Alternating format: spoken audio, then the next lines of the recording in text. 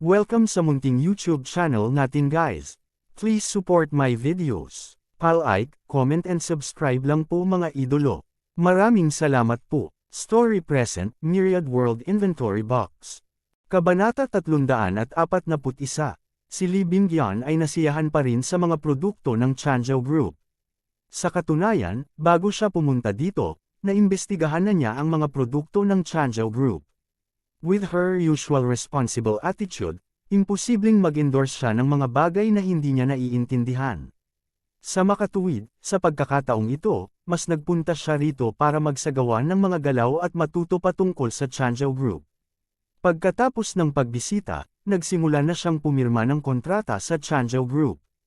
Ang hindi inaasahan ni Huang Feng ay nakahanap talaga si Brother Wang ng pagkakataon para humingi ng autograph kay Lee Bingyan.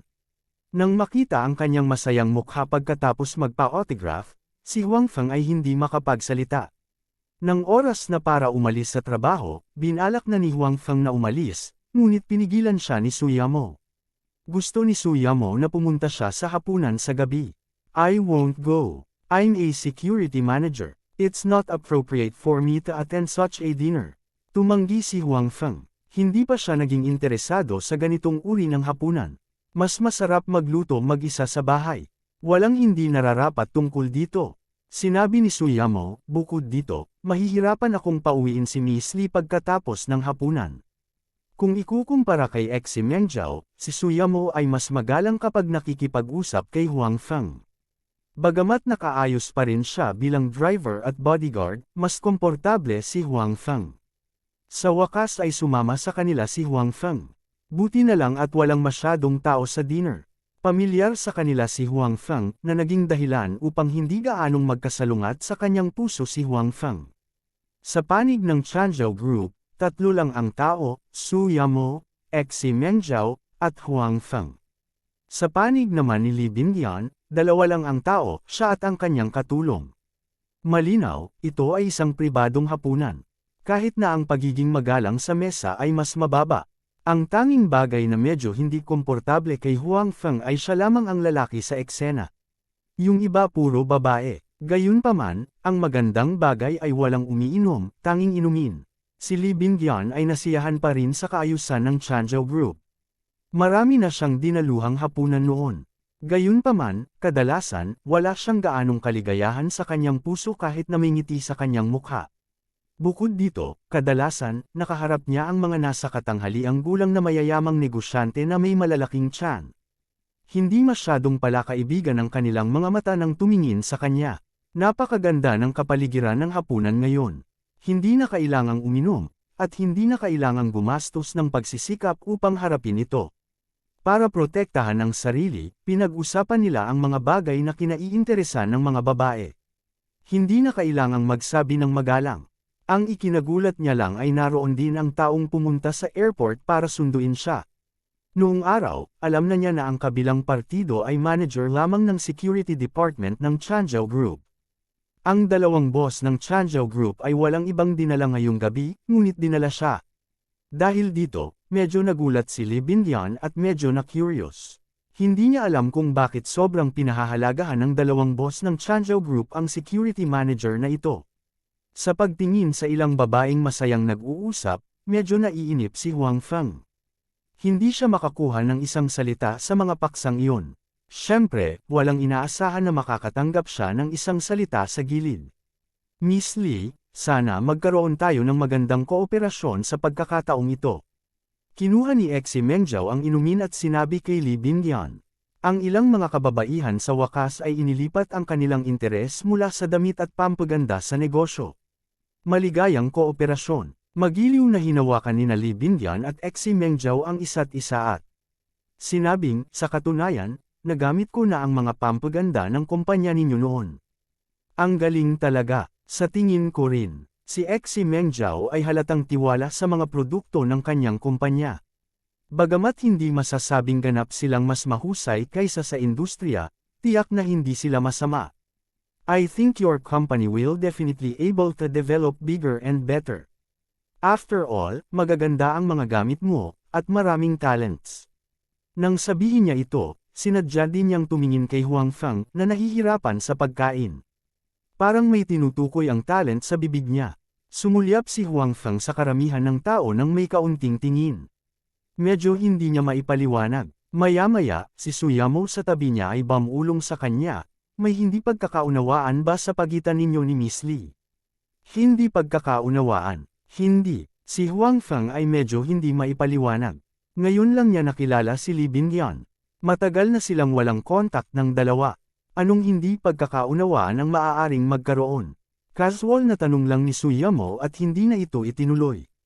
Sa kabutihang palad, pagkatapos nito, hindi natuloy ang pag-uusap ng dalawang panig tungkol sa isyong ito. Pagkatapos ng hapunan, sa labas ng hotel, nagpaalam sina Suyamo at Xi Mengjiao kay Li Bingyan.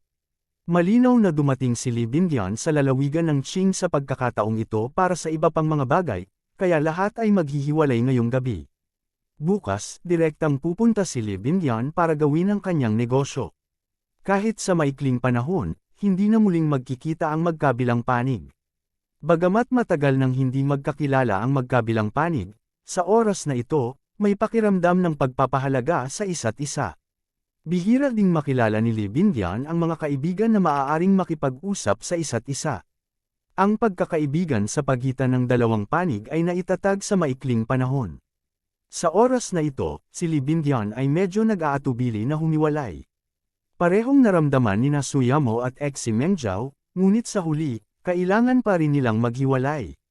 Matapos magpalitan ng impormasyon sa pakikipag-ugnayan ng dalawang panig, sinabi ni Suyamo kay Li Bingyan, "Bingyan, pumunta ka kapag may oras ka. Gabi na, kukunin ko si Manager Huang para pabulaykan ka. Let's keep in touch kapag may time tayo." Pagkatapos ay tumingin siya kay Huang Feng na nakatayo sa gilid na walang magawa, at tumango. "Then babalik muna ako." Pagkatapos noon, naghiwalay ang lahat. Si Suyamo at Xi Mengjiao ay nagmaneho din pabalik. Nagpatuloy si Huang Feng na kumilos bilang isang driver. Tungkol naman sa pagkakakilanlan ng isang bodyguard, tila hindi niya ito kailangan. Tahimik ang sasakyan gaya ng dati. Si Li Bingyan at Huang Feng ay walang gaanong pagkakatulad. Bukod dito, siya mismo ay isang tanyag na tao. Sa pakikisalamuha sa opposite sex, binigyan niya ito ng espesyal na atensyon upang hindi siya magkaroon ng mga iskandalo. Ang boring na araw na ito ay sa wakas ay matatapos na. Nakatayo sa entrance ng hotel, pinanood ni Huang Feng si Li Bingyan at ang kanyang assistant na umalis.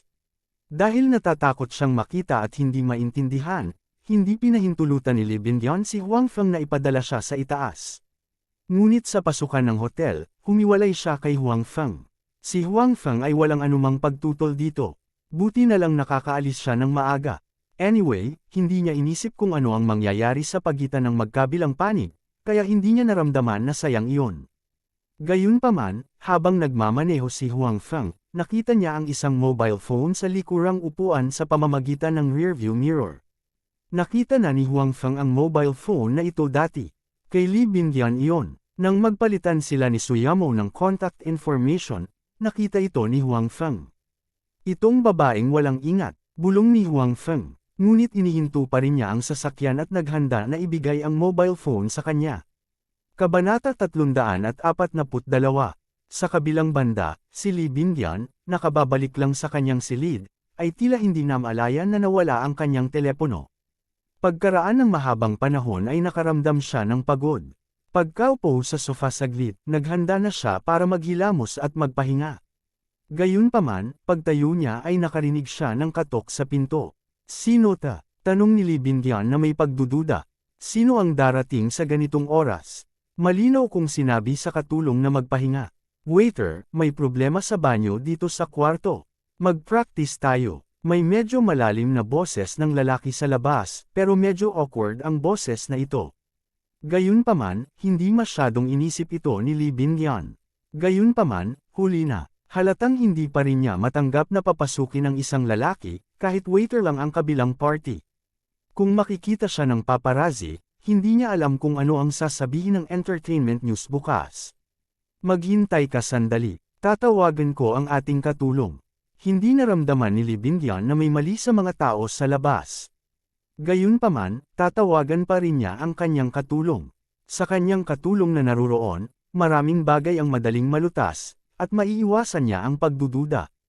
Gayunpaman, nang tatawagan na sana ni Lee Bingyun ang kanyang assistant, napagtanto niya na ang kanyang telepono ay wala saan man. Hindi niya ito mahanap. Anong problema? Nakita ko na. Asan ang phone? Patuloy na hinalungkat ni Lee Bingyun ang kanyang bag, ngunit hindi niya mahanap ang kanyang telepono. Nagpatuloy ang katok sa pinto, at tila balisa ang mga tao sa labas. Miss, please open the door. Aalis na kami agad pagkatapos naming ayusin. May gagawin pa kami. Baka naiwan sa kotse ng security guard. Si Lee Bingyun, na nasa silid, ay hindi mahanap ang kanyang telepono. Naalala rin niya na ang kanyang telepono ay malamang na naiwan sa kotse ni Huang Feng. Napaka-urgent ng katok sa labas. Walang pagpipilian si Lee Bingyun kundi pumunta at maghanda para buksan ang pinto. Wala siyang phone, kaya hindi niya matawagan ang kanyang assistant. Makakapunta lang siya sa kwarto ng kanyang assistant nang inaayos na ng waiter ang banyo para maiwasan ang pagdududa. Anong klaseng hotel ito? Pati banyo may problema. Hindi nasisiyahang bumulong si Lee Bingyun habang naglalakad para buksan ang pinto. Gayunpaman, nang buksan ni Lee Bingyun ang pinto, medyo natigilan siya. May dalawang tao sa labas, at nakasuot talaga sila ng damit na waiter. Gayunpaman, sa pagtingin sa kanila, hindi sila mukhang incheck, ngunit mas katulad ng mga kanluranin. Sino kayong mga tao? Nag-aalalang tanong muli ni Lee Bingyun, sinusubukang isara muli ang pinto. Gayunpaman, mabilis niyang napagtanto na ang kanyang mga aksyon ay ganap na hindi epektibo dahil ang kabilang partido ay may kamay sa pintuan. Halatang walang katulad ang lakas niya sa kabilang partido kaya kahit anong pilit niya ay hindi niya maigalaw ang pinto. Miss Lee Bingyun, waiter kami. Ang malaking lalaki na nakahawak sa pinto gamit ang kanyang kamay ay ngumiti kay Lee Bingyun at sinabi. Gayunpaman, ang kanyang malakas na katawan ay hindi mukhang isang waiter. Please go out. Hindi mo na aayusin ang banyo ko. Si Lee Bingyun, na mayroon ng masamang hula sa kanyang puso, ay tumanggi at sinabi. Gayunpaman, ang dalawang tao sa labas ay nakatingin pa rin kay Lee Bingyun na mingiti, at wala silang kahit katiting na intensyon na umalis. Kung hindi ka pupunta, may tatawagan ako. Ang silid ng katulong ay nasa tabi ni Lee Bingyun. Gayunpaman, halatang maganda ang sound insulation ng silid dito. Ang tunog na ginawa ni Lee Bingyun dito ay hindi nagpaalarma sa katulong sa tabi niya. Dahil ayaw ni Miss Lee Bingyun na makipagtulungan, kung gayon, huwag mo kaming sisihin sa pagiging magaspang sa kagandahan. Sabi ng isa pang katabi niya. Pagkatapos noon, itinulak niya si Lee Bingyun sa silid. Napagtanto ni Lee Bingyun na may mali at gusto niyang sumigaw, ngunit nauna na ang lalaki. Naglabas siya ng puting panyo sa kanyang kanang kamay at tinakpan ang bibig ni Lee Bingyun. Paulit-ulit na nagpumiglas si Lee Bingyun, ngunit paanong ang isang mahinang babae na tulad niya ay magiging kalaban ng malakas na lalaking ito. Kaya, kahit anong hirap niya, wala itong epekto. Ang pakikibaka ni Lee Bingyun ay hamina at hamina. Pagkatapos, sa ilang segundo, ang kanyang mga mata ay umikot at siya ay nahimatay. Tapos na, tumingin ang lalaki kay Lee Bingyun na nakahiga sa kanyang mga bisig at sinabi. Sa oras na ito, hindi na siya nagsasalita sa Chinese, ngunit Ingles. Sige, umalis na tayo dito dali at salubungin natin sila. Sabi nung isa habang hinuhubad yung waiter's coat niya. Nagsalita rin siya sa Ingles. Anong nagmamadali? Ano kayang aksidente? Bagamat walang pakialam ang malaking lalaki na umalalay kay Lee Bingyun, sinunod pa rin niya ang utos at hinubad ang coat ng waiter. Pagkatapos, nakahanap silang dalawa ng sombrero mula sa kung saan at inilagay ito sa kanilang mga ulo, na takip ng gusto sa kanilang mga mukha. Pagkatapos maglinis, tinulungan ng dalawang lalaki si Lee Bingyun palabas ng pinto. Alam ng dalawang lalaki na may surveillance camera sa corridor, kaya nang maglakad sila ay ibinaba nila ang kanilang mga ulo. Para kay Lee Bingyun, siya ay nasa bisig ng isa sa kanila. Mukhang lasing na siya, para hindi maghinala. Noong una ay inakala ng dalawang lalaki na matalino si Lee Bingyun para tumawag sa isang tao, ngunit hindi nila alam kung bakit hindi ito ginawa ni Lee Bingyun. Bagamat kahit na may dumating, maaari nilang kunin si Lee Bingyun. Gayunpaman, mas mabuti kung walang dumating. Iniligtas sila nito mula sa pag-aaksaya ng kanilang enerhiya. Sa oras na ito, si Huang Feng, na bumalik sa parehong paraan, ay nalaman na mula sa front desk na si Li Bindian ay nananatili sa silid. Aakyat na sana siya at iaabot ang mga kamay at paa sa babaeng pabaya. Ding! Nang makarating ang elevator sa sahig, kinuha ni Huang Feng ang kanyang mobile phone at tumawag. Gayunpaman, sa kanto, nabangga niya ang kaharap niya. Sorry, mabilis na humingi ng tawad si Huang Feng. Dahil abala siya sa pagtingin sa mga room number sa paligid, hindi niya pinansin ang kabilang direksyon. This time, nabangga na nila ang isa't isa. Ito ay pangunahing kasalanan niya. Gayunpaman, hindi nagsalita ang tao at diretsyong naglakad. May hawak pa siyang babae sa kanyang mga braso, ngunit ang ulo ng babae ay nakaharap sa loob, kaya hindi nakita ni Huang Feng kung ano ang hitsura ng babaeng ito. At saka, hindi niya kayang titigan ng tahasan ang girlfriend ng isang tao. Sa tabi ng taong ito, may isa pang tao. Hindi rin niya pinansin si Huang Feng.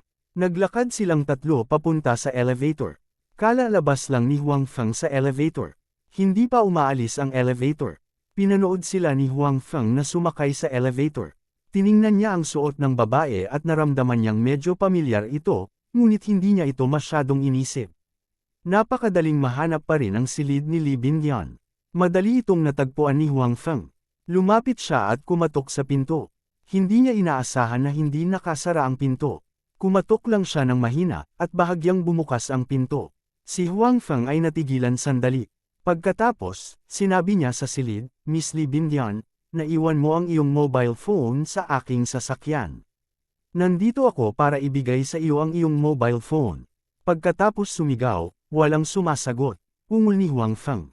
Siya ay medyo mayabang. Nakikinig sa tunog ng TV at shower, dapat marinig ng kabilang partido ang kanyang sinabi. Kabanata 343. Nang marinig ang kanyang boses ngunit hindi sumasagot, ang impresyon ni Huang Feng kay Li Bindian sa kanyang puso ay naging mas malala.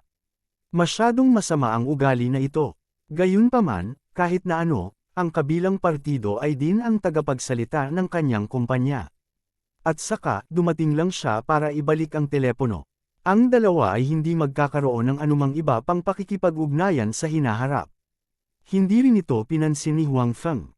Miss Li Bindian, nandito ako para ibalik ang telepono.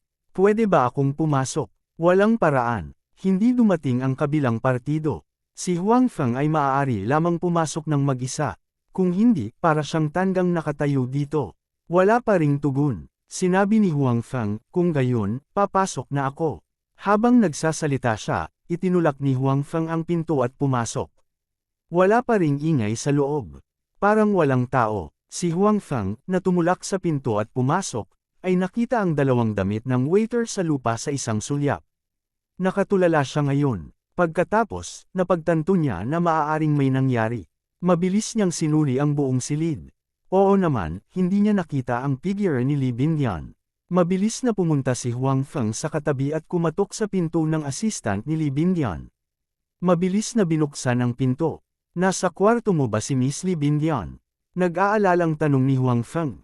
Bindian, hindi. Pagkatapos, tumingin siya kay Huang Feng na mapagbantay at sinabing, huli ka na. Bakit mo hinahanap si Bindian?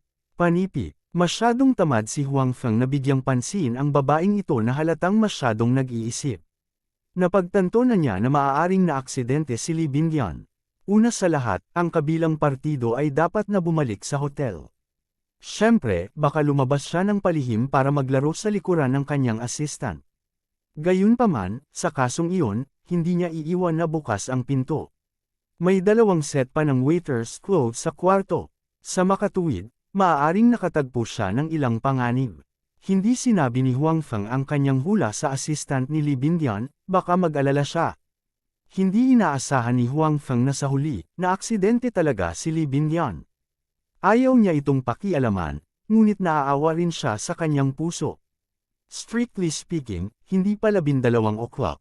Siya ang driver at bodyguard ni Li Bindian ngayon, kaya responsibilidad niya rin ito. Tama, ang tatlong tao ngayon lang. Biglang sumigaw si Huang Feng na ikinagulat ng katulong ni Li Bindian. Gayunpaman, hindi siya pinansin ni Huang Feng at dumiretso sa elevator. Anong baliw? Hindi ko alam kung paano siya napunta sa posisyon ng security manager ng kumpanya. Tinitigan ng katulong ni Li Bingyang ang likod ni Huang Feng at Bamulong. Pagkatapos ay isinara niya ang pinto at nagpahinga.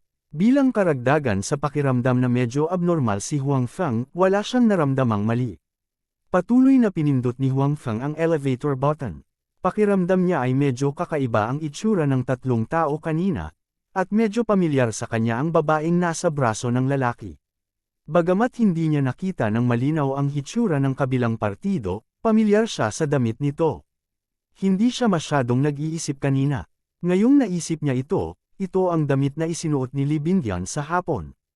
Hindi nakakagulat na napaka-pamilyar nito. Nang makita ni Huang Feng ang sitwasyon sa silid ni Li Bingyang noon, naghinala lang siya na maaaring may nangyari kay Li Bingyang, ngunit hindi pa siya sigurado. Gayunpaman, ngayong naisip niya ang hitsura ni Li Bingyang noon, halatang hindi maganda ang kanyang sitwasyon. Parang wala na siyang malay. Umakyat ang elevator, at mabilis na bumaba si Huang Feng. Pagkatapos nun, pagkalabas niya ng elevator, tumakbo siya ng tuluyan. Sa wakas, sa entrance ng hotel, nakita niya ang tatlong tao.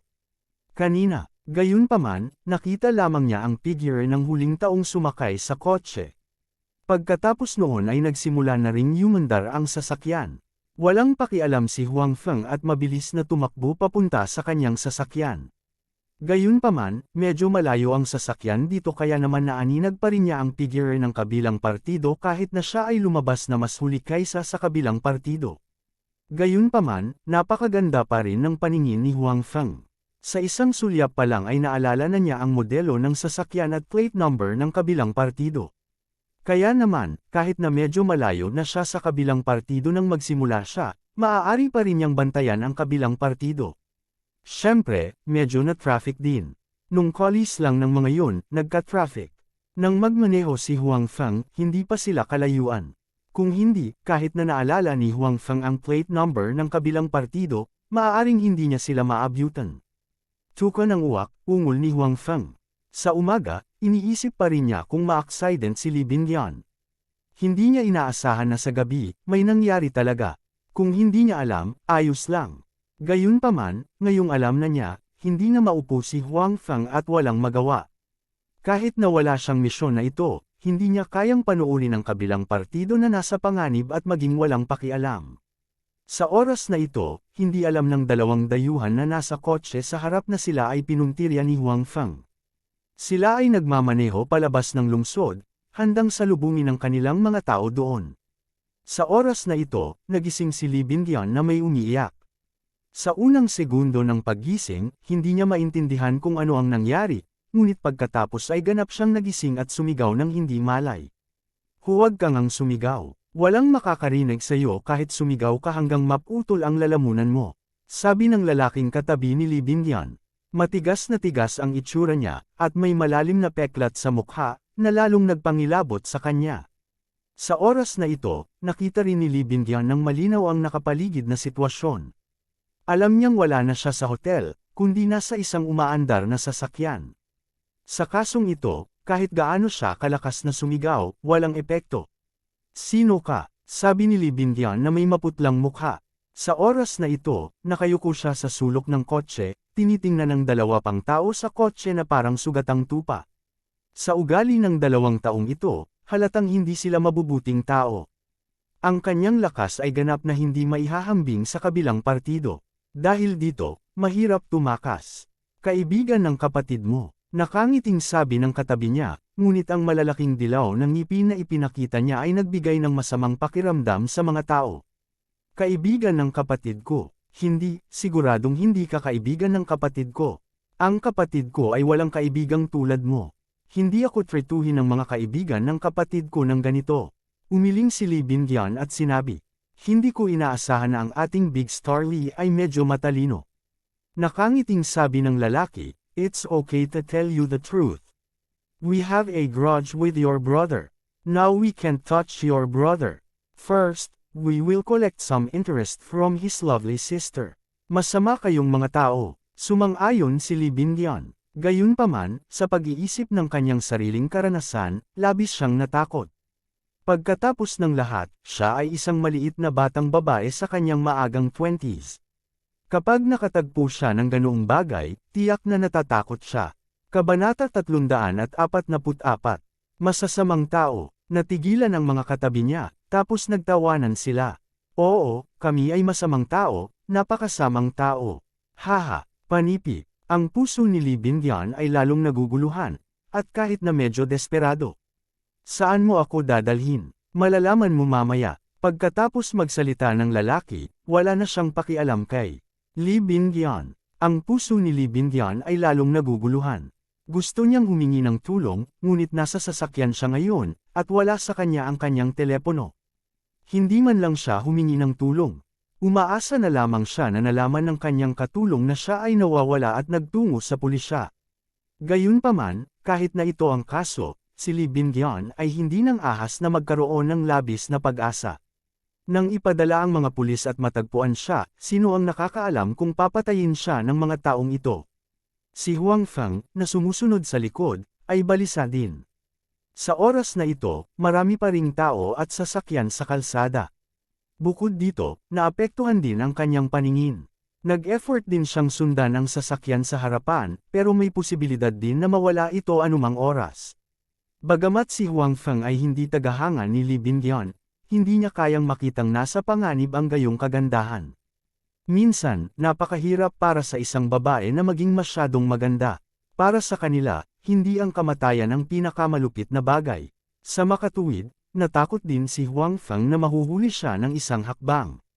Kahit na mailigtas niya ang kabilang partido, kung ang kabilang partido ay nilabag, walang paraan upang mabawi ito. Mag-iiwan pa ito ng hindi maalis na anino sa puso ng kabilang partido. Sa kabutihang palad, ang swerte ni Huang Feng ay mabuti. Kahit na ang distansya sa pagitan ng dalawang panig ay hindi pinaikli, hindi ito nawala kay Huang Feng. Nagpatuloy siya sa pagmamaneho at sinusundan ng kabilang partido. Pagtingin sa ruta ng kabilang partido, halatang papalabas sila ng lungsod. Nang sumunod si Huang Feng sa kabilang partido palabas ng lungsod, tumunog ang kanyang telepono. Ito ay isang tawag mula sa kanyang team leader, si Bai Xiaoro. Para sa kanyang tawag, tiyak na sasagutin ito ni Huang Feng. Hello, Huang Feng, mayroon kang apurahang gawain ngayon. Kailangan mo itong gawin kaagad. Sa sandaling konektado ang tawag, tumunog ang boses ni Bai Xiaoro mula sa kabilang dulo ng telepono. Medyo nag-aalala siya. Leader, hindi pa nailalabas ang credentials ko. Hindi pa ako member ng National Security Agency. Can you wait until I get my credentials before carry out the mission? Mas mabuting ibang tao ang magsagawa ng misyong ito. Sabi ni Huang Feng. Sinusundan niya ngayon ang sasakyan ni Lee Bingyan. Ang kabilang partido ay halatang napakadelikado ngayon. Halatang wala siyang panahon para isagawa ang misyon. Bukod dito, ang kahulugan ng mga salita ni Bai Xiaoro ay napakalinaw. Gusto niyang pumunta siya ngayon. Malinaw, ang misyon na ito ay napakakagyat. Kung tatanggapin niya ito, hindi niya may patuloy ang pagsunod sa sasakyan ni Lee Bingyan. Ang iyong aplikasyon para sumali sa National Security Agency ay inaprubahan ng direktor. Ang sertipiko ay maaaring ibigay sa iyo anumang oras. Ikaw ay miyembro na ng National Security Agency. Malinaw na ayaw palayain ni Bai Xiaoro si Huang Feng. Ang lokasyon ng misyong ito ay nasa Jiangzhou City, Qing Province.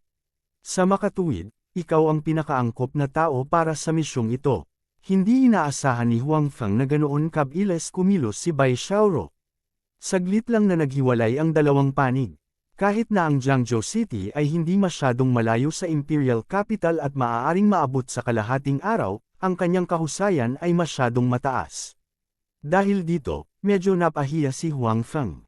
Sa isang banda, gusto niyang iligtas si Lee Bingyan. Sa kabilang banda, kailangan niyang tuparin ang kanyang mga obligasyon at kumpletuhin ang misyon na ibinigay ni Bai Xiaoro. Leader, you see, I have something to do now. It's a big matter. Pwede bang madelay ang mission mo at ako na ang tutuparin bukas? Sabi ni Huang Feng. Kung ang oras ay maaaring staggered, ang problemang ito ay malulutas. Hindi, kahit anong malaking bagay ang mayroon ka ngayon, isantabi mo na ito. Ang misyon mo ay iligtas ang mga tao. Kung mahuhuli ka ng 1 minuto, mas malalagay sa panganib ang kabilang partido. Kailangan mong tuparin ito kaagad. Pinawi ni Bai Xiaoro ang pag-asa ni Huang Feng. Iligtas ang mga tao. Magliligtas din ako ng mga tao. Ito ay talagang isang pagkakataon. Bakit napakaraming tao ang kailangang iligtas ngayong gabi?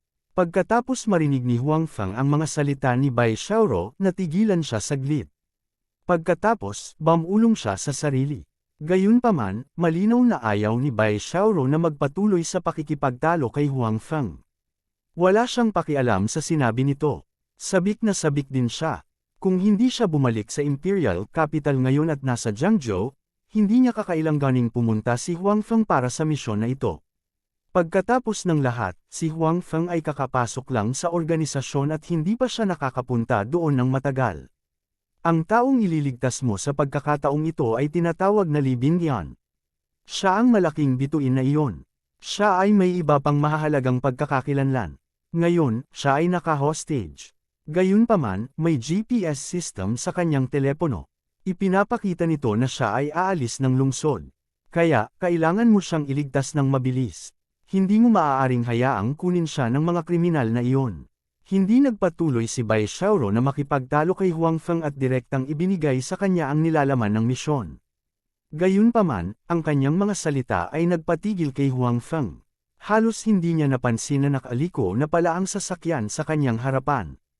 Pagkatapos, nagising siya at mabilis na nakumpirma, "Sigurado ka bang gusto mong iligtas ko si Li Bingyan? Ang magandang big star na kakadebo lang ilang taon na ang nakakaraan, si Li Bingyan." Siya na. Sinabi ni Bai Xiaoro ng may katiyakan, "Itago mo ang tawag. Sasabihin ko sa iyo ang kanyang real-time na impormasyon sa lokasyon. Kung siya talaga, hindi na kailangan." Sinabi ni Huang Feng dahil nagmamaneho ako sa likod niya. Tungkol naman sa kanyang mobile phone, nasa kotse ko na ito, hindi kasama niya. Sinusundan mo siya. Sa pagkakataong ito, si Bai Xiaoro naman ang natigilan. Hindi niya inaasahan na sinundan na siya ni Huang Feng. Pagkatapos, naisip niya ang mga salita ni Huang Feng ngayon lang, "Kakasabi mo lang na may gagawin ka at gusto mong iligtas ang isang tao. Pinag-uusapan mo ba ang pagliligtas sa kanya?" "Tama na yan," sabi ni Huang Feng. Pagkatapos, sinabi niya kay Bai Xiaoro ang nangyari noong gabing iyon. "Kasalukuyan kung sinusundan sila. Gayunpaman, malapit na kaming umalis sa lungsod. Hindi pa nila ako natuklasan sa lungsod, ngunit kapag nakalabas na kami sa lungsod, sa tingin ko ay hindi na ako makakapagtago. Siguradong matutuklasan nila ako," sabi ni Huang Feng. "Patuloy mo silang sundan. Kung may pagkakataon, sumulong ka at iligtas sila. Gayunpaman, kailangan mong mag-ingat. Hindi ordinaryong gangster ang kinakaharap mo, kundi mga dayuhang mersenaryo na nakaranas na ng daan-daang labanan. Bawat isa sa kanila ay may magagandang kasanayan. Kung walang pagkakataong iligtas sila, sundan mo lang sila mula sa malayo. Ang suporta ay nasa daan," sabi ni Bai Xiaoro. "Alam ko," sagot ni Huang Feng. Hindi niya inaasahan na ang dalawang bagay na inaakala niya ay pareho pala. Gayunpaman, mayroon siyang ilang mga pagdududa. Si Li Bingyan ay isang malaking bituin, ngunit sikat siya sa mga ordinaryong tao. Kung may nangyari, paano maaalarma ang National Security Agency? Ito ay malinaw na medyo hindi makatwiran. Kabanata 345. Anong uri ng pag-iral ang National Security Agency? Bagamat walang masusing pag-unawa dito si Huang Feng, halos alam niya na sila ang may pananagutan sa paglutas ng mga problemang nagsasapanganib sa pambansang seguridad. Ang mga bagay na tulad ng pagkidnap kay Li Bingyan ay pinakamaraming ipinadala ng pulisya. Hindi sila kwalipikadong gamitin ang kapangyarihan ng National Security Agency. Bukod dito, si Li Bingyan ay isang malaking bituin lamang. Hindi man maliit ang kanyang katanyagan at minahal siya ng maraming kabataan, iyon lang. Bakit darating ang mga dayuhang mersenaryo para hulihin siya? Ito rin ang nagpagulo kay Huang Feng. Habang nagmamaneho si Huang Feng, tinanong din niya si Bai Xiaoro tungkol sa mga pagdududa sa kanyang puso. Sa kabutihang palad, si Huang Feng ay isang peripheral member na ngayon ng National Security Agency. Bukod dito, ginagawa niya ang gawaing ito, kaya may karapatan siyang malaman. Hindi ito itinago ni Bai Xiaoro sa kanya. Sa pamamagitan ng pagsasalaysay ni Bai Xiaoro, Alam din ni Huang Feng na si Li Bingyan, na tila ordinaryong bituin, ay talagang may kilalang pamilya. Si Li Bingyan ay ipinanganak sa isang pamilyang militar. Ang kanyang lolo, ama, at kapatid na lalaki ay pawang mga sundalo. Nagretiro na ang kanyang lolo, ngunit malaki pa rin ang impluwensya nito sa militar. Ang kanyang ama ay isang sikat na binata. Kamakailan lang daw ay posibleng magkaroon pa siya ng mga bituin sa kanyang balikat at maaangat ang kanyang posisyon. Ang pagkidnap kay Li Bingyan sa pagkakataong ito ay may kaugnayan sa kanyang kapatid. Ang kanyang kapatid ay isang kapitan ng isang espesyal na puwersa. Dati, nakipag-away siya sa mga mersenaryo na kumidnap kay Li Bingyan.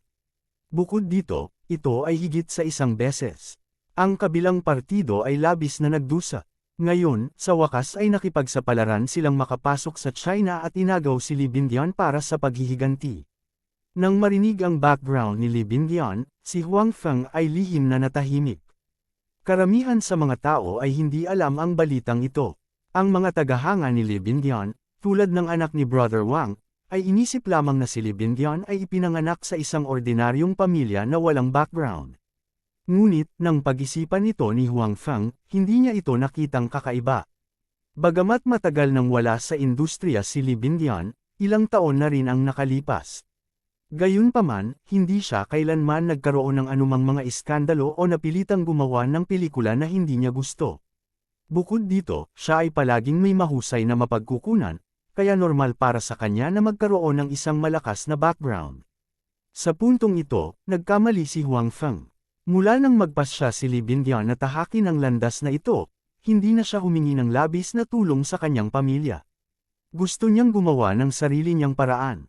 Sa makatuwid, hindi alam ng maraming tao sa industriya ng entertainment ang tungkol sa kanyang background. Sa katunayan, halos wala sa kanila ang nakakaalam tungkol dito. Siya ay may napakagandang mapagkukunan dahil nagsumikap siyang makuha ang mga ito. Siya ay karaniwang pumunta upang samahan ng mga tao na uminom at lumahok sa mga party ng hapunan tulad ng mga ordinaryong bituin. Gayunpaman, hindi niya kailangang mag-alala tungkol sa panliligalig. Ang background ng kanyang pamilya ay nakatulong lamang sa kanya sa bagay na ito. At saka, wala namang magiging negatibong balita, dahil kung ganoon, kahit hindi niya sabihin, hindi matatanggap ng pamilya niya na sinisiraan ang kanilang anak. Sa makatuwid, si Li Bingyan ay maaaring nasa kung nasaan siya ngayon, karamihan sa mga ito ay resulta ng kanyang sariling pagsisikap. Bukod dito, hindi niya hiniling sa kanyang pamilya na magpadala ng mga tao sa kanyang tabi. Ang mga bodyguard na iyon ay natagpuan niya, at ang kanilang lakas ay natural na karaniwan. Kung hindi, hindi siya kikidnap ngayon. Malinaw, si Li Bingyan ay maaaring may ilang panghihinayang sa kanyang puso sa oras na ito, at maaaring imbestigahan ng mga mersenaryong iyon ang pagkakakilanlan ni Li Bingyan. Hindi masyadong mahirap para sa kanila na gumawa ng isang bagay sa kanyang kapatid ngayon, kaya inagaw muna nila si Li Bingyan. At ang dahilan kung bakit alam ni Bai Xiaoro na kinidnap si Li Bingyan ay dahil sa katulong ni Li Bingyan. Pagkaalis ni Huang Feng, hindi muna ito sineseryoso ng assistant, ngunit habang iniisip niya ito, mas lalo niyang nararamdaman na may mali. Nag-aalala siya, kaya pumunta siya sa silid ni Li Bingyan. Noon lang niya nalaman na nawawala si Li Bingyan. Ang katulong ni Li Bingyan ay isa sa iilang tao na nakakaalam ng pagkakakilanlan ni Li Bingyan. Sa makatuwid, pagkatapos matuklasan ang sitwasyon, hindi siya tumawag kaagad ng pulis. Sa halip, tinawagan niya ang pamilya ni Li Bingyan, na kapatid niya, at pagkatapos ay tumawag ng pulis. Ang kapatid ni Li Bingyan ay natural na wala sa Jiangzhou ngayon, kaya kahit na siya ay lubhang nababalisa, hindi siya makakalipad kaagad sa Jiangzhou. Sa oras na ito, naisip niya ang National Security Agency. Natural, hindi siya estranghero sa National Security Agency. Nakipagkaibigan pa siya kay Director Rong Ning. Tinawagan niya si Rong Ning upang tanungin kung sino man mula sa National Security Agency ang nasa Jiangzhou. Medyo nagtiwala siya sa mga tao mula sa National Security Agency. At sa oras na ito, naisip kaagad ni Rong Ning si Huang Feng. Hindi ito dahil sa malalim ang impresyon niya kay Huang Feng, ngunit dahil tinulungan ni Bai Xiaoro si Huang Feng na mag-apply para sumali sa National Security Agency sa maghapon. At ito lang ang application noong araw na iyon, kaya syempre naalala niya ito. Higit sa lahat, sa ulat ni Bai Xiaoro, si Huang Feng ay bihasa sa martial arts, at siya ay nasa Jiangzhou.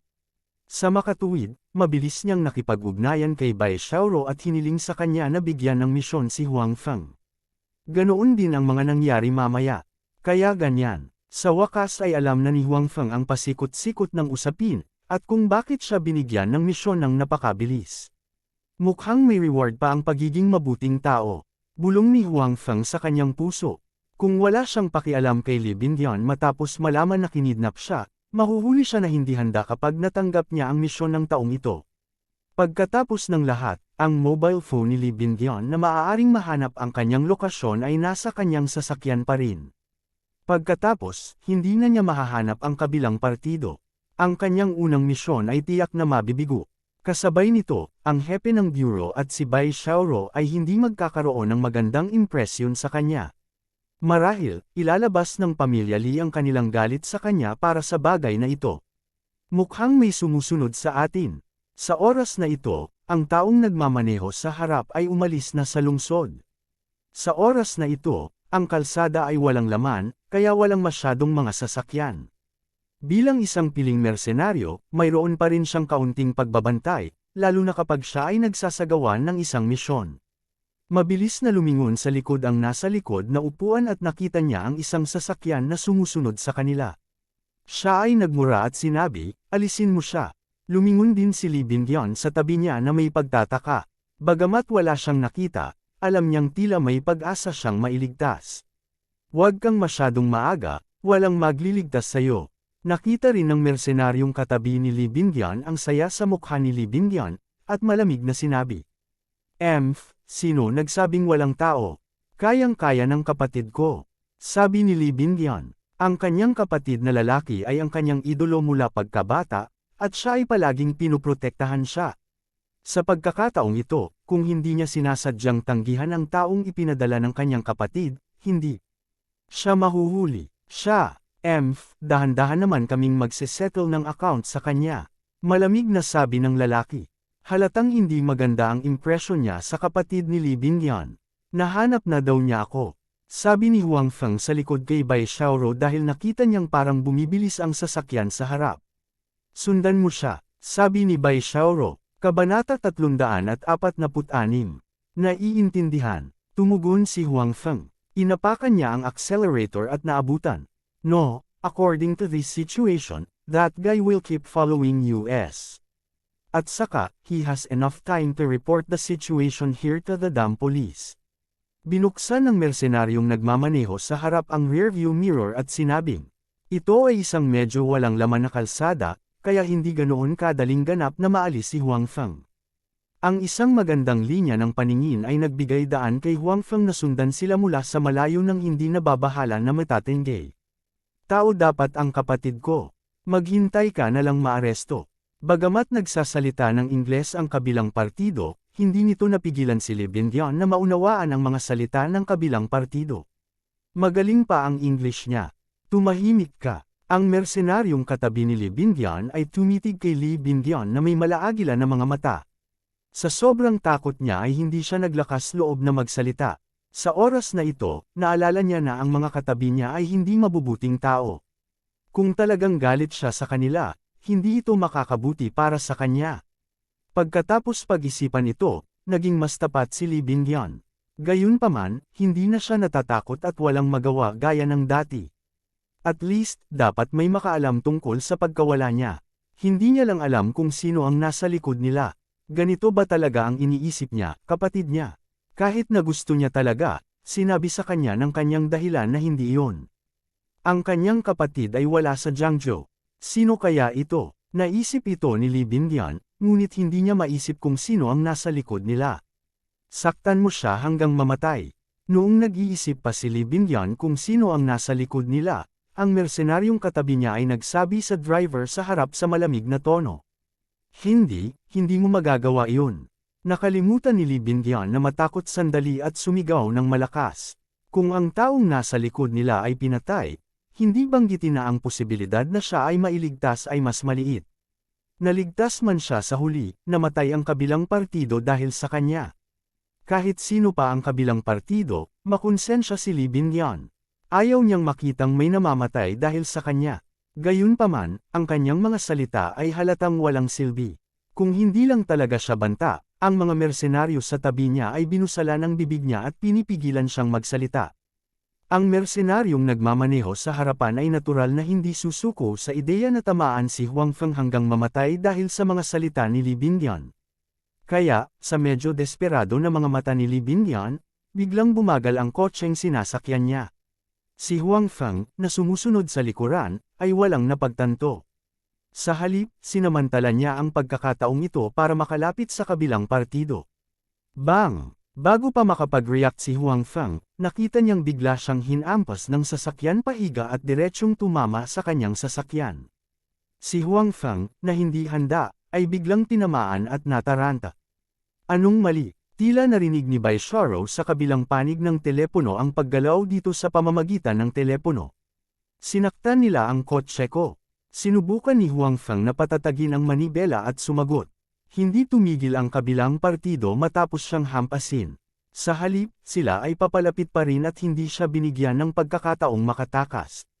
Bagamat marunong magmaneho si Huang Feng at nakakuha ng kanyang lisensya sa pagmamaneho sa loob ng ilang taon, talagang hindi ganoon kahusay ang kanyang mga kasanayan sa pagmamaneho.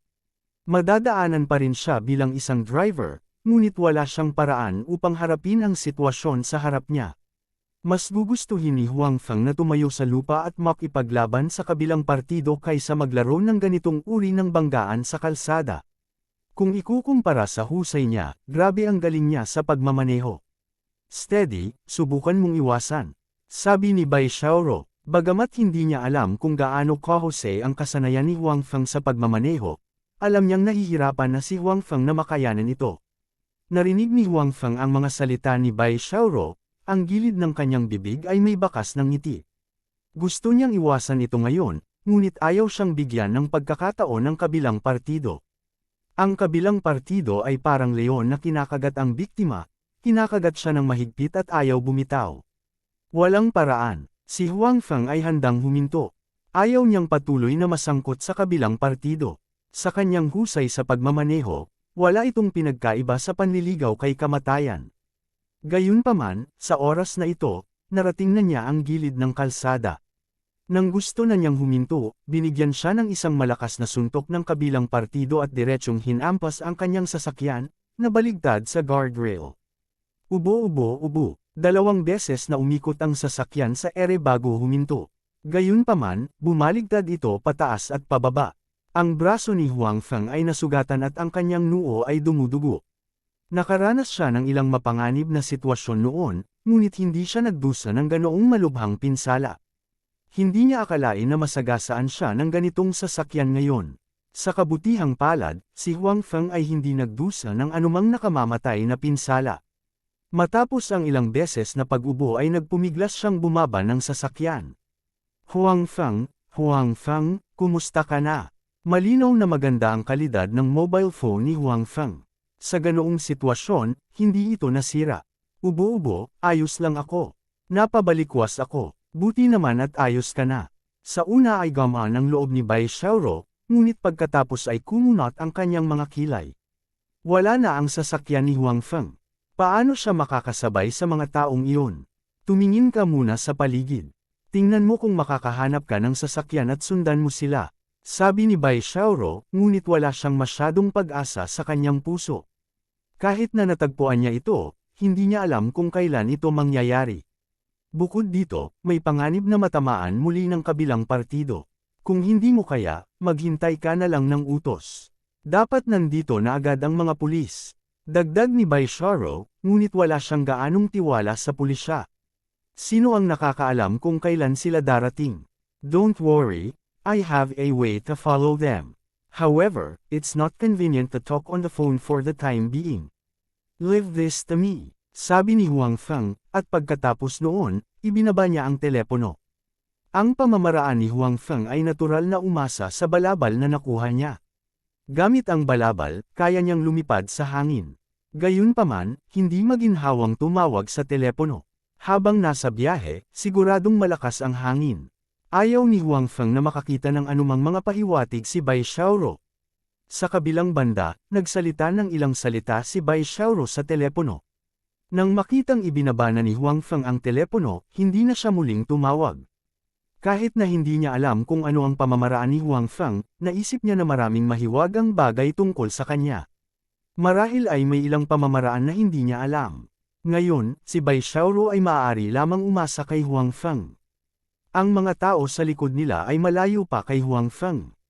Kung mawala sila ni Huang Feng, hindi na sila maaabutan ng mga tao sa likod nila. Nabaligtad siya. Nakita ng mersenaryong nagmamaneho sa harapan ang kotse ni Huang Feng na lumipad palabas at medyo maluwag na sinabi.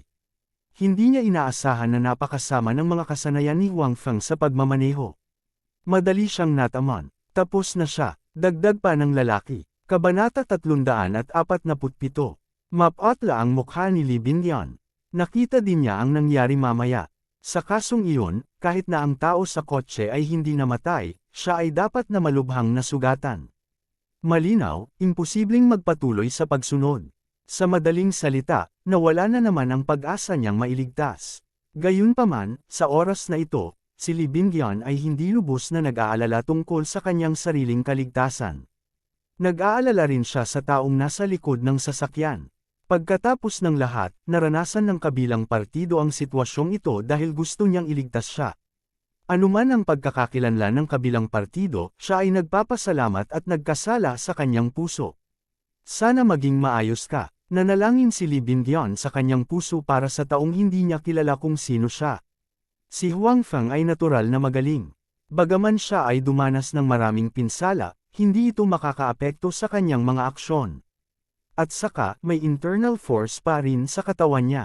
Bagaman hindi halata ang epekto ng hindi niya ito aktibong pinatakbo, mayroon pa rin itong epekto sa pagpapagaling. Sa oras na ito, nakontrol na ni Huang Feng ang kanyang katawan para lumipad pataas.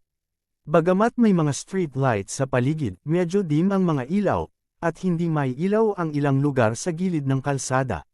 Nakahanap si Huang Feng ng isang madilim na lugar para lumipad.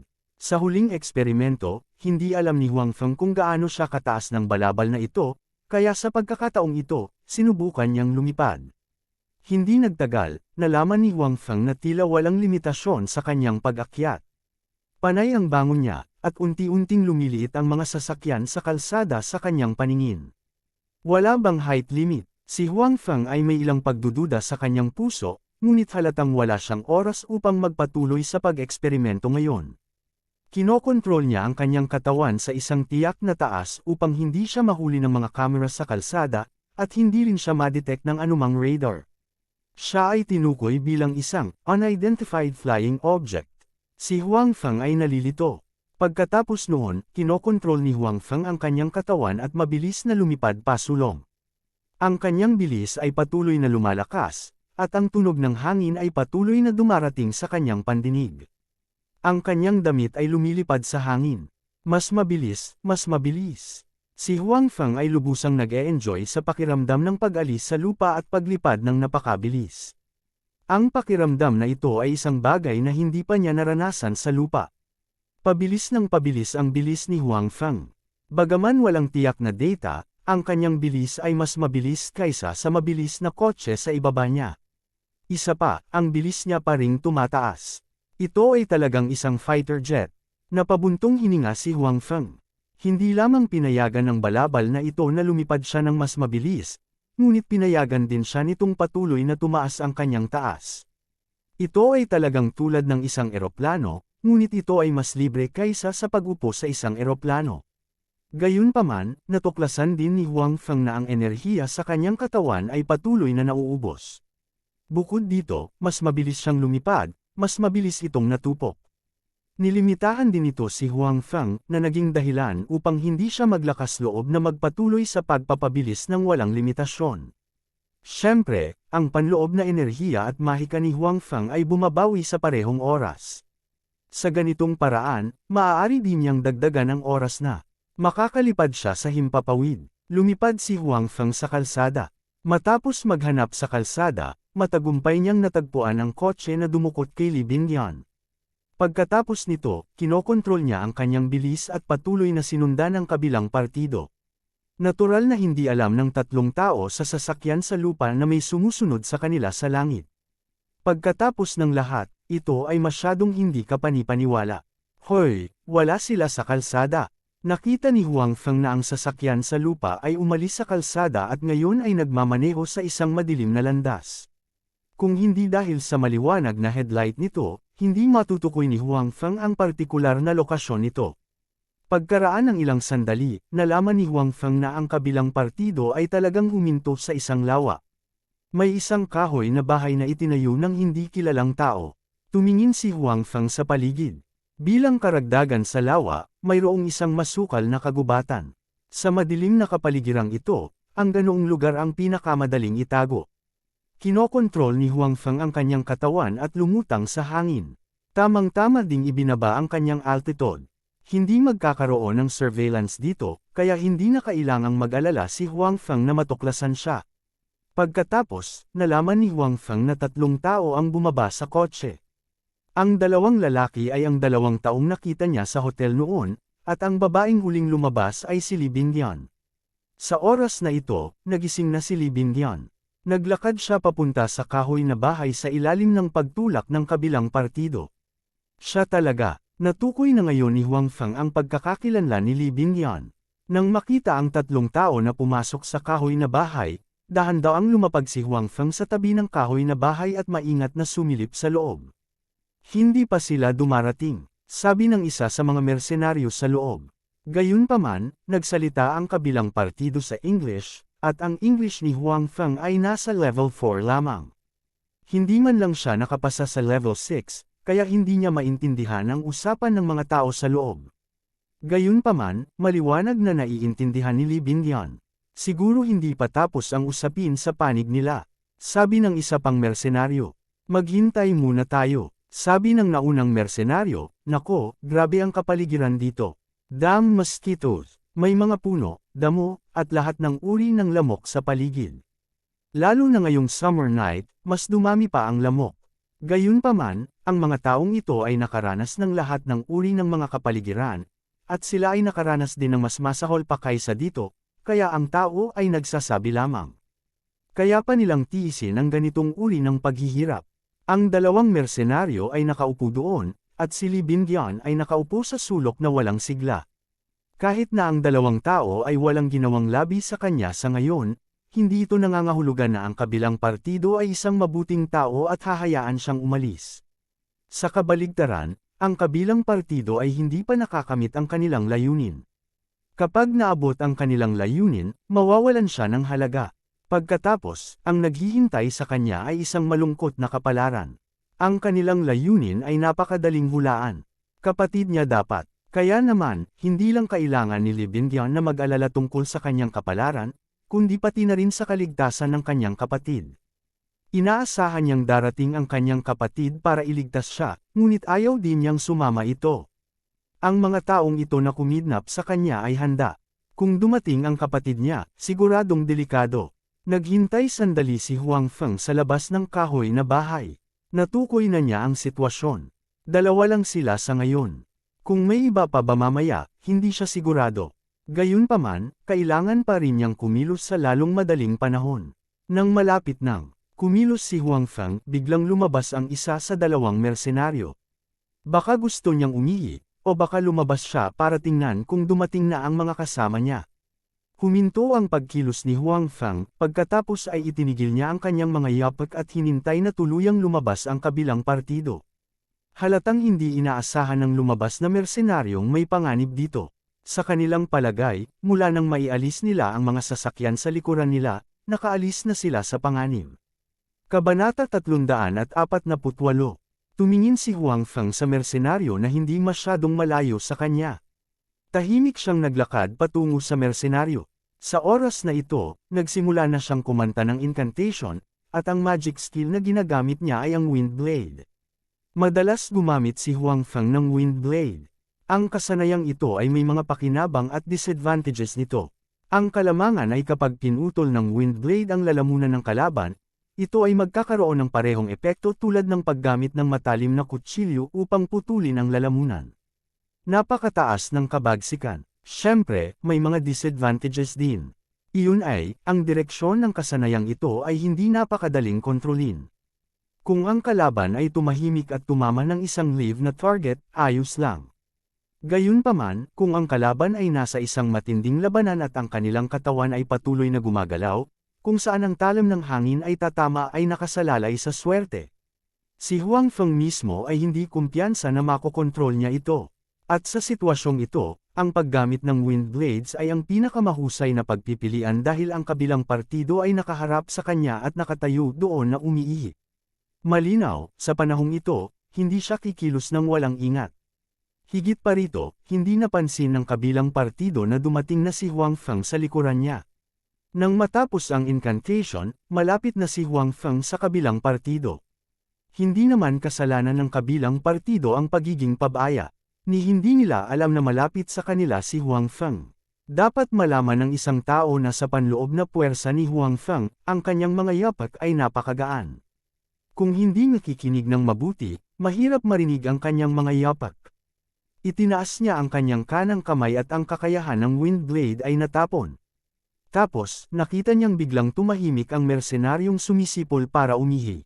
Wala na siyang pakialam at tinakpan ng kanyang mga kamay ang kanyang lalamunan. Gusto niyang sumigaw, ngunit ang lumabas ay bula ng dugo at sipol ng hangin. Parang tumutulo ang lalamunan niya. Nagsimulang magpumiglas ang kalaban at gumawa ng kaunting ingay. Mabilis na pumunta si Huang Feng at niyakap siya. Hindi niya ito hinayaang magpumiglas ng napakalakas para hindi ito marinig ng mersenaryong nasa loob. Kung ginamit niya si Li Bingyuan bilang isang hostage, kung gayon ang mga bagay ay magiging napakagulo. Ikaw mo ************* ang ingay-ingay mo pa pag umihi ka. Hindi napansin ng mersenaryong nasa loob ang abnormalidad sa labas. Pagkatapos magmura, ginawa niya ang sarili niya. Hindi man lang niya naisip na lumabas para tingnan. Naramdaman ng mersenaryong nasa labas na siya ay pinuprotektahan at ginamit ang lahat ng kanyang lakas upang lumingon.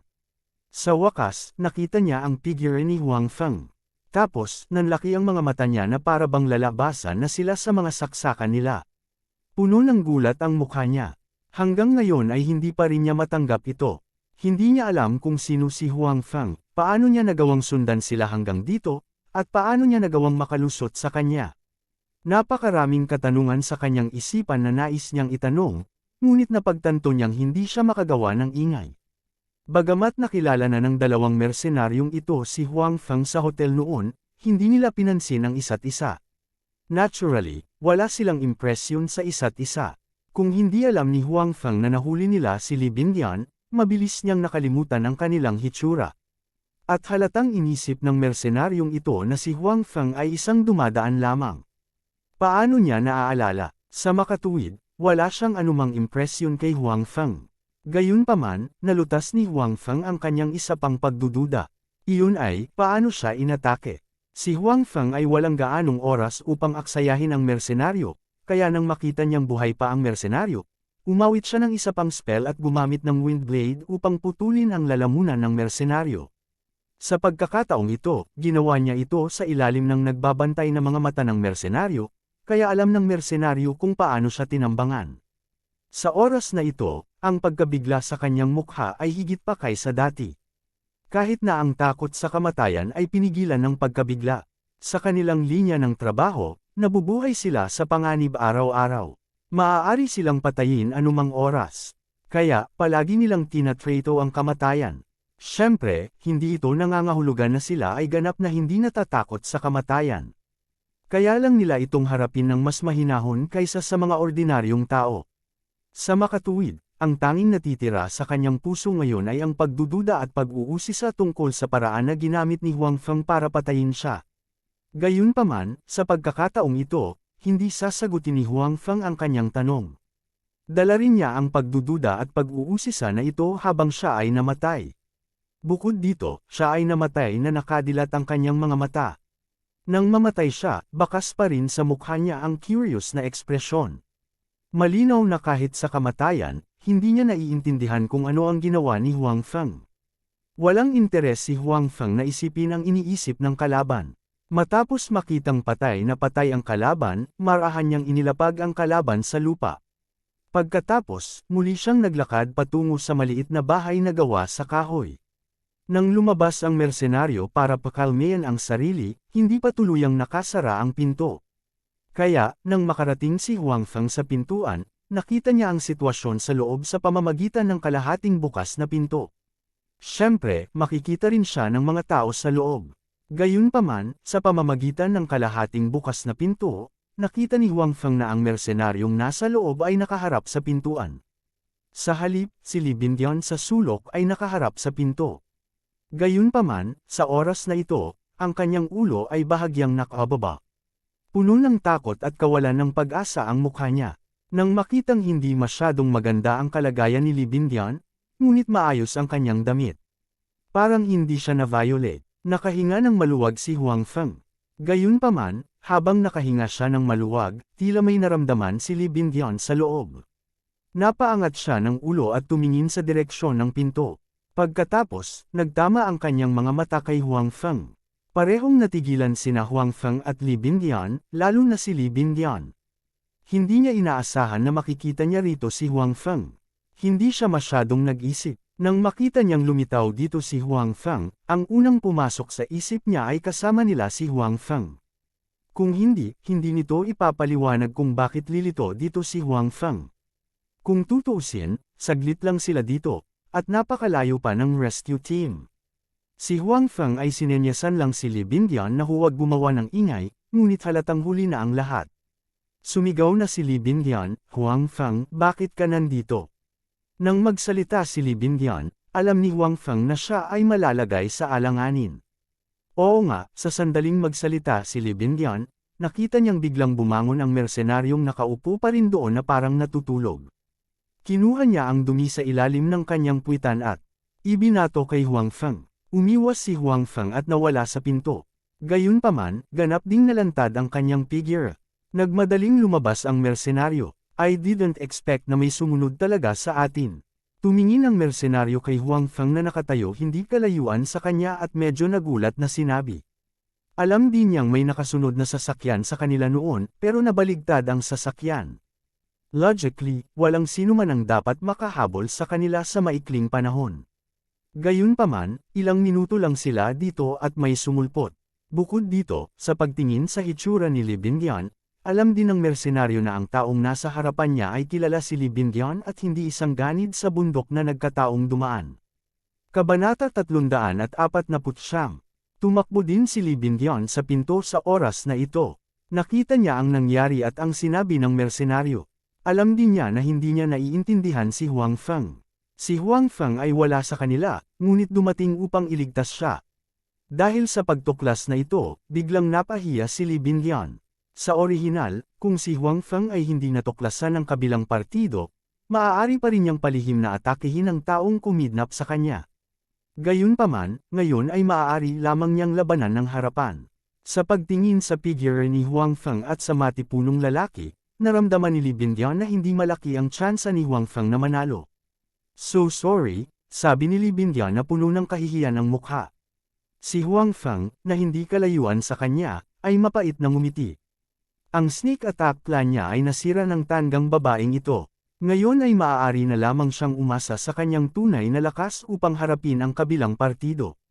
"Sino ka?" Tinanong ng mersenaryo si Huang Feng na may kasamang sirang Chinese. "Hindi mo malalaman kahit sabihin ko sa'yo. Kailangan mo lang malaman na nandito ako para iligtas siya." Itinuro ni Huang Feng si Li Bindian at sinabi. Ang mga salitang iyon ay lalong nagpahiya kay Li Bindian. Iligtas siya. Dapat alagaan mo muna sarili mo. Habang sinasabi niya ito, sinugod na niya si Huang Feng. Hindi umatras si Huang Feng sa pagkakataong ito, ngunit sumugod din siya sa kabilang partido. Bagamat may baril si Huang Feng, hindi siya naglakas loob na ilabas ito dahil naroon si Li Bindian. Ang pagkakakilanlan at background ni Li Bindian ay kilala na ni Huang Feng. Bukod dito, pagkatapos ng usaping ito, tiyak na tatanungin ang buong proseso. Kung sinabi ni Li Bindian na mayroon siyang baril, hindi niya maipaliwanag ng malinaw kung saan nanggaling ang baril. Hindi maliit ang krimen ng ilegal na pag-aari ng baril. Ayaw ni Huang Feng na maghanap ng gulo para sa kanyang sarili. Siyempre, kung nasa bingit na siya ng buhay at kamatayan, wala siyang pakialam. Maaari pa rin niyang ilabas ang baril, ngunit ngayon ay malinaw na hindi iyon oras. Bang! Nagsalubong ang magkabilang panig, at nagsalubong ang kanilang mga kamao. Pagkatapos noon, napaatras ng ilang hakbang ang magkabilang panig. Naramdaman ni Huang Feng ang pagtaas ng dugo sa kanyang katawan. Tila isang subo ng dugo ang umabot sa kanyang lalamunan at malapit ng lalabasan. Gayunpaman, pilit pa rin itong tiniis ni Huang Feng. Tulad ng inaasahan, wala sa mga mersenaryong ito ang mga ordinaryong tao. Nagdadalamati si Huang Feng sa kanyang puso. Parang draw lang ang strike na iyon pero alam niyang siya ang natalo. Ang dahilan kung bakit niya nagawang patayin ang mersenaryong iyon ay higit sa lahat dahil sa kanyang palihim na pag-atake. Kung direktang konfrontasyon, mahirap sabihin kung sino ang mananalo, ngunit kung ang kabilang panig ay may ibang tao na tutulong, tiyak na siya ay matatalo. Nagulat si Huang Feng, ngunit ang mersenaryong katapat niya ay hindi gaanong nabigla kaysa sa kanya. Kahit sa mercenary group nila, magaling siyang lumaban at lakas. Sa kabaligtaran, hindi siya masyadong magaling sa mga baril. Sa mga tuntunin ng hand-to-hand na labanan, siya ay nireranggo sa nangungunang ilang sa grupo. Ang kanyang lakas ay hindi isang bagay na kayang tiisin ng mga ordinaryong tao. Gayunpaman, ang binata sa kanyang harapan ay nakatanggap ng kanyang suntok. At saka, hindi naman daw siya nasaktan. Siyempre, ang mga sugat sa noo at braso ni Huang Feng ay nandoon bago magsimula ang laban. Sa madaling salita, natanggap ni Huang Feng ang kanyang suntok habang siya ay nasugatan. Gayunpaman, hindi siya nakakuha ng malaking kalamangan kaysa kay Huang Feng. Sino ka? Tanong ulit ng mersenaryo. Masyado kang walang kwenta. Hindi nilayon ni Huang Feng na makipag-usap ng walang kaparirikan sa kabilang partido. Sino ang nakakaalam kung marami pang darating? Alam niyang matatagalan bago makarating ang mga reinforcements sa kanyang panig. Sa makatuwid, nagpasya si Huang Feng na harapin ang kabilang partido sa lalong madaling panahon para sa kaligtasan. Muling ginamit ni Huang Feng ang kanyang 7 Luminaries Thunder Fist para tamaan ang kabilang partido, at ang kabilang partido ay walang kahit katiting na intensyon na umatras. Direkta niyang hinarap si Huang Feng. Sinuntok at sinipa ni Huang Feng, at sobrang saya niya. Si Huang Feng ay may panloob na lakas, at ang kanyang diskarte sa boxing ay mahusay din, kaya siya ay kapantay ng kabilang partido. Si Li Bingyan sa gilid ay medyo natigilan. Hindi niya inaasahan na si Huang Feng, na kanyang minamaliit noon, ay talagang napakalakas. Kapantay pa niya ang taong kumidnap sa kanya. Gayunpaman, malinaw na hindi nakikita ni Li Bingyan ang panganib dito, kaya hindi niya alam kung sino ang nangunguna ngayon. Sa makatuwid, maaari lamang niyang alalahanin si Huang Feng sa kanyang puso. Bagamat wala siyang gaanong pagkakaibigan kay Huang Feng noon, at nagtataka rin siya kung bakit itataya ni Huang Feng ang kanyang buhay upang iligtas siya. Gayunpaman, ngayon ang katotohanan ay nasa iisang bangka silang dalawa. Kung may nangyari kay Huang Feng, matatapos na siya. Hindi alam ni Li Bingyan kung sino ang nangunguna sa dalawa, ngunit alam ni Huang Feng. Sa simula, dehado siya. Pagkatapos ng lahat, bagaman natutunan niya ang diskarteng ito sa boxing, walang maraming pagkakataon para sa tunay na labanan, kaya kulang siya ng karanasan. Isa pa, walang magtuturo sa kanya. Sa makatuwid, mayroon lamang siyang teorya, at karaniwang binibigyang pansin niya ang kanyang pagsasanay. Gayunpaman, pagdating sa pakikipaglaban, siya ay medyo dehado. Gayunpaman, sa paglipas ng panahon, mas naging pamilyar si Huang Feng sa Russian Thunder Fist. Sa makatuwid, dahan-dahan siyang nagbago mula sa kawalan sa simula. Ang kaisipan ng kabilang partido ay ganap na kabaligtaran kay Huang Feng. Sa orihinal, mayroon pa rin siyang kalamangan, at gusto niyang samantalahin ang kalamangan na ito upang ganap na talunin si Huang Feng. Gayunpaman, si Huang Feng ay napakatyaga at laging nakakapit. Pagkatapos ay nalaman niya na sa pakikipaglaban kay Huang Feng, ang bentahe na nakuha niya ay unti-unting bumababa.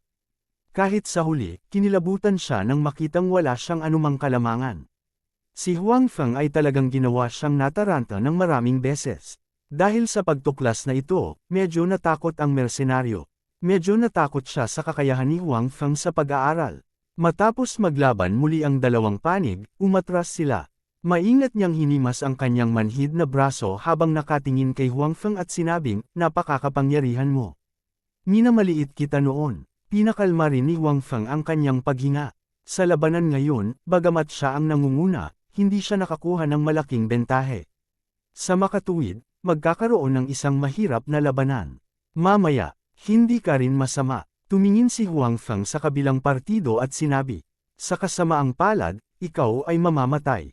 Nang matapos magsalita ang tao, bigla siyang naglabas ng baril mula sa kanyang mga braso at binaril si Huang Feng. Puno ng pagkabigla ang mukha ni Huang Feng. Tila hindi niya inaasahan na gagawin ito ng kabilang partido. Pagkatapos, dahan-dahang bumagsak ang kanyang katawan. Sa nakatatakot na mga mata ni Li Bingyuan, natumba siya. Haha, medyo inexperienced ka pa. Tumingin ang mersenaryo kay Huang Feng na natumba, at ang mukha nito ay puno ng mapagmataas na ngiti. Siya ay may kutob na ang kakayahan ni Huang Feng ay patuloy na lumalakas. Kung hawatak pa ito, maaaring hindi siya ang kalaban ni Huang Feng. Tsaka ang kasama niyang lumabas kanina ay hindi pa nakakagawa ng kahit kititing na ingay hanggang ngayon. Nag-aalala rin siya na may nangyari sa kabilang partido. Kabanata 350. Dahil sa mga pag-iisip na ito ay biglang inilabas ng mersenaryong ito ang kanyang baril at pinatay si Huang Feng. Ito ay dahil natatakot siyang mamatay siya sa kamay ni Huang Feng dahil sa kanyang kawalang ingat. Bilang isang mersenaryo na palaging inuuna ang sarili niyang kaligtasan, ang pagliligtas sa sarili niyang buhay ang pinakamahalaga. Huang Feng, sa oras na ito, si Li Bingyuan, na natulala sa biglaang pagbabago, ay biglang nagising at sumigaw. Sinugod na niya ang lugar kung saan nahulog si Huang Feng, at hindi siya pinigilan ng mersenaryo dahil kung wala si Huang Feng, hindi makakatakas si Li Bingyuan mula sa kanyang palad.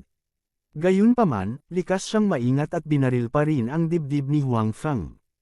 Bahagyang nanginig ang bangkay ni Huang Feng, ngunit walang ibang abnormal na pag-uugali. Ang mersenaryong ito, kahit na ang kanyang hand-to-hand combat skills ay mas mahusay kaysa sa kanyang shooting skills, ngunit sa ganoong kalayuan, walang posibilidad na siya ay nawawala. Bukod dito, nakita niya si Huang Feng na binaril ng sarili niyang mga mata, kaya sigurado siyang patay na si Huang Feng. Matapos makarating sa konklusyong ito, hinanap niya ang kanyang kasabwat. Tama nga, natagpuan niya ang kanyang katawan sa hindi kalayuan sa likod ng maliit na kubo na gawa sa kahoy. Shit! Pinatay talaga siya ng brat na to. Damn Chinese people. Matapos makita ang katawan ng kanyang kasabwat ay nagmura siya. Kasabay nito, nakaramdam siya ng kaunting swerte na binaril niya si Huang Feng. Malinaw, si Huang Feng ay hindi isang ordinaryong tao. Kung patuloy siyang lalaban, baka sundan niya ang yapak ng kanyang kasabwat. Huang Feng, kamusta ka? Magsabi ka. Sa oras na ito, hawak ni Li Bingyuan ang bangkay ni Huang Feng at umiiyak. Bago ito, hindi siya pamilyar kay Huang Feng at hindi gaanong nagsasalita. Gayunpaman, ngayon ay namatay si Huang Feng upang iligtas siya, biglang nalungkot si Li Bingyuan. Kasabay nito, nakaramdam din siya ng matinding guilt para kay Huang Feng. Naramdaman din niyang mas malapit siya kay Huang Feng. Gayunpaman, kahit gaano pa siya kalapit, tila wala na itong silbi dahil patay na si Huang Feng. Namatay siya para iligtas siya. Ang mga luha ni Li Bingyuan ay parang sirang butil. Patuloy silang bumagsak at bumagsak sa mukha ni Huang Feng na nagdulot ng matinding lamig. Gayunpaman, si Li Bingyuan, na nalungkot, ay hindi napansin na sa kanyang mga bisig, si Huang Feng, na patay na, ay bahagyang binuksan ang kanyang mga mata at tumingin sa paligid. Hindi pa ako patay. Nakita ni Huang Feng na sinusuri ng mersenaryo ang bangkay ng kanyang kasama, kaya bumulong siya kay Li Bingyuan. Si Li Bingyuan ay nasa kalungkutan pa rin at naisip na mali ang kanyang narinig. Gayunpaman, nakita niya kaagad na binuksan ni Huang Feng ang kanyang mga mata. Nang malapit na siyang sumigaw, narinig na ang boses ni Huang Feng. Huwag kang sumigaw. Huwag ipaalam sa kanya. Mabilis na paalala ni Huang Feng. Dati, dahil sa biglaang sinabi ni Li Bingyuan, nalantad siya. Hindi niya magagawang muli ang parehong pagkakamali. Narinig ni Li Bingyuan ang mga salita ni Huang Feng at walang malay na gustong takpan ang kanyang bibig. Gayunpaman, agad niya itong ibinaba at niyakap pa rin si Huang Feng. Natatakot siya na baka may mapansin ang mersenaryong nasa likod niya na kakaiba. Si Huang Feng ay lubos na nasisiyahan sa pagganap ni Li Bingyan sa pagkakataong ito. Hindi na siya sumigaw muli. Kung hindi, matatapos na talaga siya.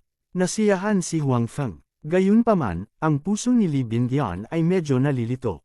Dati, akala niya ay patay na si Huang Feng, kaya pumunta siya sa harap para yakapin si Huang Feng. Bukod dito, umiyak siya ng malungkot. Nalungkot siya dahil ang isang dahilan ay namatay si Huang Feng dahil sa kanya. Ang isa pang dahilan ay ang pagkamatay ni Huang Feng, nawalan din siya ng pag-asa na mabuhay. Ang isa pang dahilan ay ang paglabas ng presyon sa kanyang puso. Mula sa pagkakakidnap hanggang ngayon, ang puso ni Li Bingyan ay palaging nasa estado ng takot. Ngayong nakita niyang namatay sa harapan niya ang taong dumating para iligtas siya, umiyak siya at pinakawala ng pressure sa kanyang puso. Gayunpaman, ngayong nakita niya na si Huang Feng ay talagang hindi patay, bagamat ang balitang ito ay nagpasaya sa kanya, ang kanyang kasalukuyang hitsura ay medyo napahiya sa kanya. Sa oras na ito, nakaluhod siya sa lupa, nakayakap kay Huang Feng. Bukod dito, ang kanyang mga luha ay bumagsak din sa mukha ni Huang Feng at maging sa kanyang bibig. Ang pagtuklas na ito ay nagparamdam sa kanya ng hiya at alanganin. Ang susi ay hindi siya makagalaw, kung hindi, mapupukaw nito ang hinala ng mersenaryong nasa likod niya. Sa kabutihang palad, siya ay isang mahusay na artista. Bagamat tuwang-tuwa pa siya sa mga oras na ito, pilit pa rin niyang ipinagpatuloy ang pag-iyak at pagsigaw tulad ng dati. Gayunpaman, si Huang Feng ay nakahiga sa kanyang mga bisig, nakatingin sa kanya ng ganoon, na naging dahilan upang halos ilantad niya ang kanyang sarili ng ilang beses. Tiningnan ni Huang Feng ang pagganap ni Li Bingyan ng may interes. Kailangan niyang sabihin na magaling talaga itong artista. Kung hindi niya ito nakita ng sarili niyang mga mata, baka maniwala siya na iniiyakan niya ang isang patay na tao. Bagamat gusto niyang ipagpatuloy ang panunood ng pagganap ni Li Bingyan, at gusto rin niyang humiga sa mga bisig nito na puno ng mabangong halimuyak, alam din ni Huang Feng na malinaw na hindi ngayon ang oras para tamasahin ang mga ito. Siya at si Li Bingyan ay hindi pa ganap na nakakalabas sa panganib.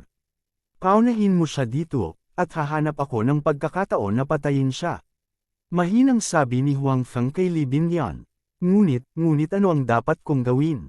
Sabi ni Li Bingyan na medyo walang magawa. Okay lang na hilingin sa kanya na mag-perform, ngunit medyo mahirap para sa kanya na gawin ang mga bagay na ito. Magsasalita pa sana si Huang Feng, ngunit nalaman niyang nakatayo na ang mersenaryo doon. Pagkatapos ay sinigawan niya si Li Bingyan, huwag kang umiyak. Kung iiyak ka muli, hindi na siya muling bubuhayin. Sinabi ko na walang makapagliligtas sa iyo, maging manliligaw mo man o kapatid mo, walang makapagliligtas sa iyo. Nakita niya na kilala ni Li Bingyan si Huang Feng. Bukod dito, si Huang Feng ay patay na, at si Li Bingyan ay umiiyak pa rin ng malungkot. Sa kanyang puso, itinuring na niya si Huang Feng bilang kasintahan ni Li Bingyan. Bagamat medyo nahihiya ang mukha ni Li Bingyan, sa oras na ito, alam din niyang hindi niya mailantad ang kanyang sarili, kaya't sinabi niya, huwag kang maging kampante, tiyak na hahanapin ako ng kapatid ko, at pagkatapos ay papatayin kayong mga masasamang tao. Mabuti pa nandito na ang kapatid mo. Hahanapin natin siya para ayusin ang score. Marami sa mga kapatid natin ang pinatay niya, tapos ngayon manliligaw mo lang ang pinatay ko. This is only the interest. Kung gusto mong magreklamo ka sa kapatid mo. Sige, pumasok ka na. Sabi ng mersenaryo. Ayoko, gusto ko siyang samahan dito. Matigas na sabi ni Li Bingyan. Kung lalapit ang mersenaryo, makikita niya ang hiya sa mukha nito.